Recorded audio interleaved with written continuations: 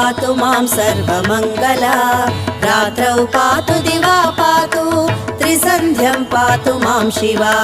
गच्छन्तं पातु तिष्ठन्तं शयानं पातु शूलिनी राजद्वारे च कान्तारे खड्गिनी पातु मां पथि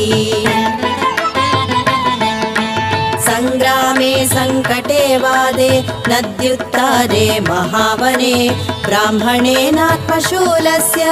पातु मां परमेश्वरी गृहं पातु कुटुम्बं मे पशुक्षेत्रधनाधिकं योगक्षेमं च सततं पातु मे वनशङ्करी इतीदं कवचं पुण्यं शाकम्भर्याः प्रकीर्तितं यस्त्रिसन्ध्यं पठेत् चक्र सर्वापद्भिः समुच्यते